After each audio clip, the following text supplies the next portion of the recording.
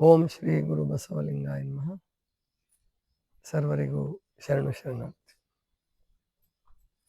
ಶಿವ ಗುರುವೆಂದು ಬಲ್ಲಾತನೇ ಗುರು, ಶಿವಲಿಂಗವೆಂದು ಬಲ್ಲಾತನೇ ಗುರು, ಶಿವಜಂಗಮವೆಂದು ಬಲ್ಲಾತನೇ ಗುರು, ಶಿವ ಪ್ರಸಾದವೆಂದು ಬಲ್ಲಾತನೇ ಗುರು, ಶಿವ ಆಚಾರವೆಂದು ಬಲ್ಲಾತನೇ ಗುರು. ಇಂತಿ ಪಂಚವಿಧವೇ ಪಂಚಬ್ರಹ್ಮವೆಂದರಿದ ಮಹಾಮಹಿಮ ಸಂಗನ ಬಸವಣ್ಣ ಎನಗೆಯೂ ಗುರು, ನಿಮಗೆಯೂ ಗುರು, ಜಗವೆಲ್ಲಕ್ಕೂ ಗುರು ಕಾರಣ ಗುಹೇಶ್ವರ. ಇದು ಅಲ್ಲಮ ಪ್ರಭುದೇವರ ಒಂದು ಪ್ರಸಿದ್ಧವಾದ ವಚನ. ಶಿವ ಅನ್ನುವ ಶಬ್ದ ಅದು ಬಹಳ ಬಳಕೆ ಆಗಿರ್ತಕ್ಕಂಥದ್ದು. ನಮ್ಮ ದೇಶದಲ್ಲಿ ಶಿವ ಅನ್ನುವ ವ್ಯಕ್ತಿ, ಶಿವ ಅನ್ನುವ ದೇವರು, ಶಿವ ಅನ್ನೋರು ಅನೇಕ ಮಾರ್ಗಾನುಯಾಯಿಗಳು, ಶೈವ ಧರ್ಮ ಒಟ್ಟು ತುಂಬ ಹಳೆಯ ಧರ್ಮ. ಇಡೀ ವಿಶ್ವದಲ್ಲಿ ಈಗ ಸದ್ಯಕ್ಕೆ ತಿಳಿದಿರೋ ಹಾಗೆ ಅತ್ಯಂತ ಪ್ರಾಚೀನ ಧರ್ಮ ಅಂದರೆ ಶಿವಧರ್ಮ, ಶೈವ ಧರ್ಮ. ಆದ್ದರಿಂದ ಶಿವ ಅನ್ನುವ ಪದ ಬಹಳ ಬಳಕೆ ಆಗಿದೆ, ಎಲ್ಲರಿಗೂ ಬಳಕೆ ಆಗಿದೆ. ದೇವತೆಗಳಿಗೂ ಶಿವ ಅಂತ ಕರೆದ ದೇವತೆಗೆ ಅಂದರೆ ಒಬ್ಬ ಗುರು ಯೋಗಿ, ಅವನಿಂದ ಪ್ರಾರಂಭವಾದಂತಹ ಈ ಒಂದು ಶೈವ ಧರ್ಮ ಅವ್ರ ತಾಯಿ ತಂದೆಗಳಿಟ್ಟ ಹೆಸರೋ ಅಥವಾ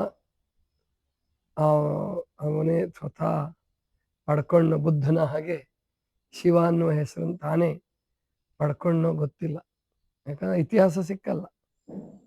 ಆದರೆ ಈ ಶಿವ ಅನ್ನೋ ಶಬ್ದ ಬಹಳ ವ್ಯಾಪಕವಾದದ್ದು.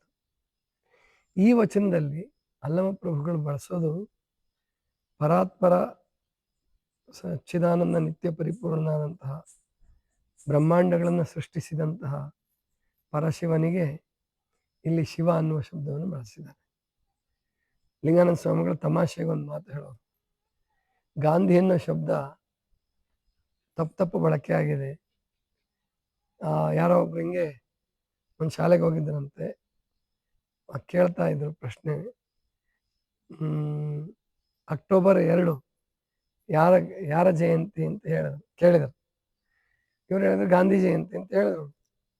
ಯಾವ ಗಾಂಧಿ ಜಯಂತಿ ಅನ್ನೋರು, ರಾಜೀವ್ ಗಾಂಧಿ ಜಯಂತಿ ಅನ್ನೋಂತಾರೆ. ಅಂದರೆ ಗಾಂಧಿ ಅಂದರೆ ಮಹಾತ್ಮ ಗಾಂಧಿಯಿಂದ ಹಿಡ್ಕೊಂಡು ರಾಹುಲ್ ಗಾಂಧಿಯವರೆಗೆ ಎಲ್ಲರೂ ಗಾಂಧಿಗಳೇ. ಆ ವಂಶದಲ್ಲಿ, ನೆಹರು ವಂಶದಲ್ಲಿ ಗಾಂಧಿಗಳಾಗ್ಬಿಟ್ರು. ಇನ್ನು ಗಾಂಧೀಜಿ ಮೊಮ್ಮಕ್ಕಳು ಮರಿ ಮಕ್ಕಳು ಅವ್ರಿಗೂ ಎಲ್ಲ ಗಾಂಧಿ ಅಂತಲೇ ಇದೆ. ಆದರೆ ಗಾಂಧಿ ಅಂದರೆ ಅಕ್ಟೋಬರ್ 2 ಅಂದರೆ ಅದು ಮಹಾತ್ಮ ಗಾಂಧಿ ಜಯಂತಿ. ಹಾಗೆ ಶಿವ ಅನ್ನೋ ಶಬ್ದವನ್ನು ಎಲ್ಲದಕ್ಕೂ ಬಳಸಿದ್ದಾರೆ. ಆದರೆ ನಿಜವಾಗಿ ಶಿವ ಅಂತಂದರೆ ಪರಶಿವ, ಸಚ್ಚಿದಾನಂದ ನಿತ್ಯ ಪರಿಪೂರ್ಣನಾದಂಥ ಶಿವ. ಅಂಥ ಶಿವನನ್ನು ಗುರುವಾಗಿ ತಿಳಿದು ಬೋಧಿಸಿದವರು ಬಸವಣ್ಣವರು. ಶಿವ ಗುರುವೆಂದು ಬಲ್ಲಾತನೇ ಗುರು. ಬಸವಣ್ಣ ಯಾಕೆ ಎಲ್ಲರಿಗೂ ಗುರುವಾದರು ಅಂದರೆ ಅವರು ಪರಮಾತ್ಮನೇ ಗುರು ಅಂದ್ಕೊಂಡ್ರು, ಪರಮಾತ್ಮನೇ ಗುರುವಾದ ಅವರಿಗೆ. ಶಿವಲಿಂಗವೆಂದು ಬಲ್ಲಾತನೇ ಗುರು. ಇಷ್ಟಲಿಂಗವೇ ಶಿವ, ಶಿವಲಿಂಗ, ಶಿವನ ರೂಪ ಇಷ್ಟಲಿಂಗ ಅಂತ ಹೇಳಿ ಹೊಸ ಲಿಂಗದ ಪರಿಕಲ್ಪನೆ ಕೊಟ್ಟರು. ಮೊದಲು ಲಿಂಗ ಅಂದರೆ ಗುಡಿಯ ಲಿಂಗ, ಸ್ಥಾವರ ಲಿಂಗ ಇತ್ತು ಬಸವಣ್ಣವ್ರು ಬರೋಕ್ಕೆ ಮುಂಚೆ. ಬಸವಣ್ಣವ್ರು ಚಿಕ್ಕವರಿದ್ದಾಗಲೂ ಅದೇ ಭಾವನೆ ಇತ್ತು. ಅವ್ರು ಪೂಜೆನೂ ಮಾಡಿದ್ದಾರೆ, ಸ್ಥಾವರ ಲಿಂಗ ಪೂಜೆ ಮಾಡಿದ್ದಾರೆ. ಆದರೆ ಕಡೆಗೆ ಜಗದಗಲ ಮುಗಿಲಾಗಲ್ಲ ಮಿಗೆಯಗಲ ನಿಮ್ಮಗಲ ಅಂತ ಏನು ಪರಿಕಲ್ಪನೆಯನ್ನು ಕೊಟ್ಟರಲ್ಲ, ಅದು ಶಿವಲಿಂಗವೆಂದು ಭಾವಿಸಿದ ದೃಷ್ಟಿಕೋನ. ಆದ್ದರಿಂದ ಶಿವಲಿಂಗವೆಂದು ಬಲ್ಲಾತನೇ ಗುರು, ಶಿವ ಜಂಗಮವೆಂದು ಬಲ್ಲಾತನೇ ಗುರು. ಜಂಗಮ ಅಂದರೆ ಇಲ್ಲಿ ಜ್ಞಾನಿಗಳು, ಸಮಾಜ, ಯೋಗಿ ಮತ್ತು ಎಲ್ಲಿ ಚೈತನ್ಯ ಇರ್ತದೋ ಅದೆಲ್ಲವೂ ಜಂಗಮ.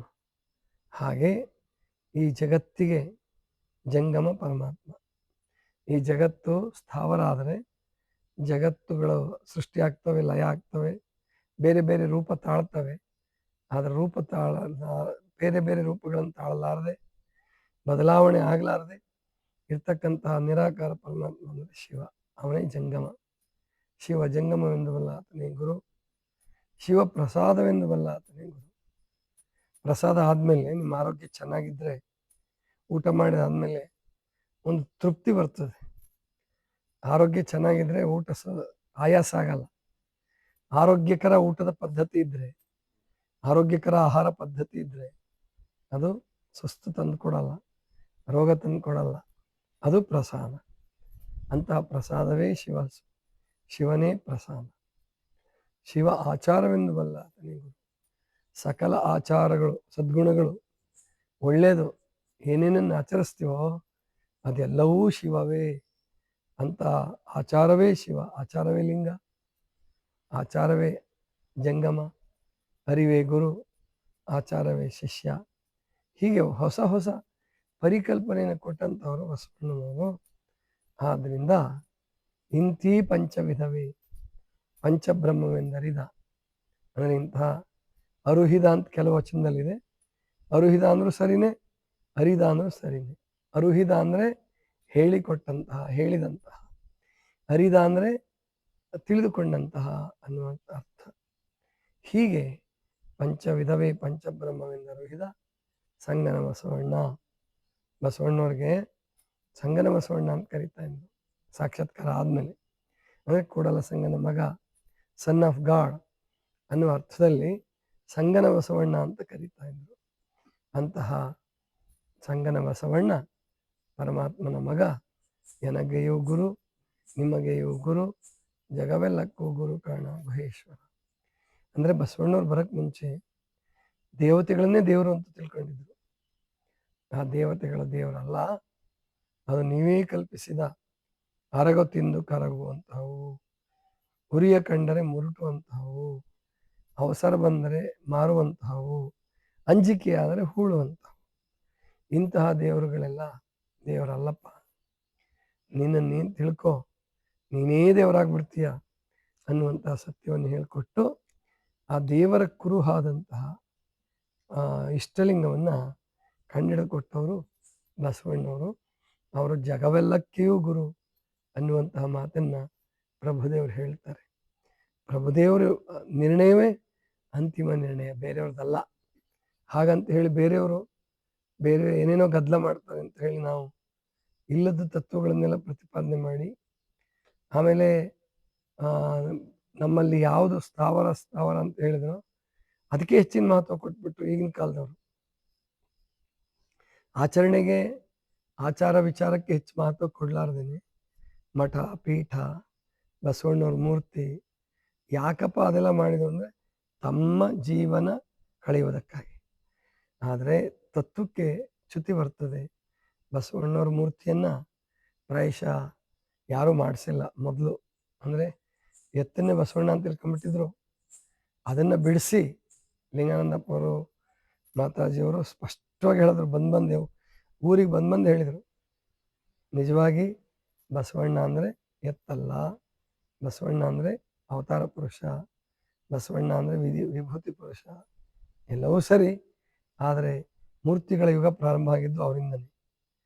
ಆಮೇಲೆ ಇನ್ನೊಂದು ಏನು ಅಂದರೆ ವಚನ ಸಾಹಿತ್ಯ ತುಂಬ ಅಗಾಧವಾಗಿರೋದ್ರಿಂದ, ಎಲ್ಲ ಶರಣರ ವಚನಗಳನ್ನು ಓದೋದಕ್ಕಾಗದೇ ಇರೋದ್ರಿಂದ ಬಸವಣ್ಣವರ ವಚನಗಳೇ ಹೆಚ್ಚು ಪ್ರಚಲಿತವಾಗಿದೆ. ಅಲ್ಲಮ ಪ್ರಭುದೇವರದು, ಚನ್ನಬಸವಣ್ಣವರು, ಸಿದ್ದರಾಮೇಶ್ವರರು, ಅಕ್ಕ ಮಹಾದೇವಿ ಇಂತಹವರು ಕೆಲವರು ವಚನಗಳು 5-6 ಜನರದ್ದು. ಅದಕ್ಕೆ ಅವರಿಗೆ ಬಸವಾದಿ ಪ್ರಮಥರು ಅಂತ ಕರೀತಾರೆ. ಇನ್ನು ಅನೇಕ ಜನ ವಚನ ಬರೆದಿದ್ರು ಕೂಡ ಅದನ್ನು ಓದಕ್ಕೆ ಹೋಗಿಲ್ಲ. ಎಲ್ರಿಗೂ ಓದಕ್ಕಾಗೋದೂ ಇಲ್ಲ, ಓದುವ ಅಗತ್ಯವೂ ಇಲ್ಲ.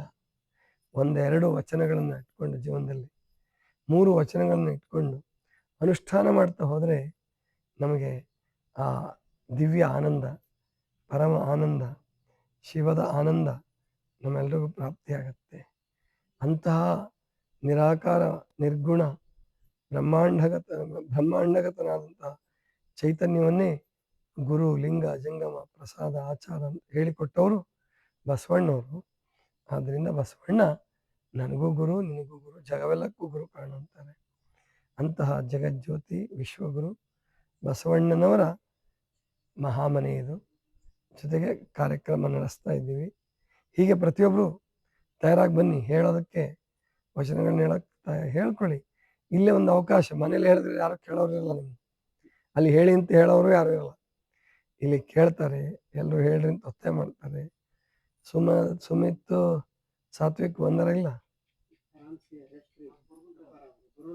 2 ಹೊತ್ತು ಬರಲ್ಲ? ಛೇ, ಆ ಮಕ್ಕಳು ಬರಬೇಕು. ಅವರು ಕಲಿಬೇಕಾದಂಥ ಹುಡುಗರು ಅವರು. ನಾಳೆಯಿಂದ ಹೇಳೋಣ. ಇನ್ನೇನು ಮುಗಿತಾನೆ ಬಂತು, ಆದರೂ ಬರಬೇಕು. ಬಂದಿರ? ಈಗಿಲ್ಲ, ನಾಳೆ ಈಗ ಸ್ಟ್ರಿಕ್ಟಾಗಿ ಅವ್ರಿಗೆ ಹೇಳಬೇಕು. ಬರದೇ ಹೋದರೆ ಫೈನ್ ಹಾಕ್ತೀವಿ ಅಂತ ಹೇಳಿ. ಹೌದು, ಹೆಚ್ಚಿಗೆ ಕೊಡಬೇಕಾಗತ್ತೆ ಫೈನ್. ಅಂದ್ರೆ ಏನಾದ್ರು ಬರ್ತಾರೆ ನೋಡೋಣ. ಅಂದರೆ ಮಕ್ಕಳು ಯುವಕರು ಇದನ್ನು ಕಲಿಬೇಕು. ಅವ್ರು ಕಲಿದೇ ಹೋದರೆ ಮುಂದೆ ಮೊಬೈಲ್ ಗೀಳಿಗೆ ಅಥವಾ ಮೀಡಿಯಾ, ಸೋಷಿಯಲ್ ಮೀಡಿಯಾದ ಆ ಚಟಕ್ಕೆ ಬಲಿಯಾದವು ಅಂತಂದರೆ ಅವ್ರ ಜೀವನ ಉದ್ಧಾರ ಆಗೋದು ಭಾಳ ಕಷ್ಟ. ಆ ದೃಷ್ಟಿಯಿಂದ ಅವ್ರನ್ನು ಕರ್ಕೊಂಡು ಬನ್ನಿ. ಇದಿಷ್ಟು ಇವತ್ತಿನ ಚಿಂತನ. ಸರ್ವರಿಗೂ ಶರಣು ಶರಣು.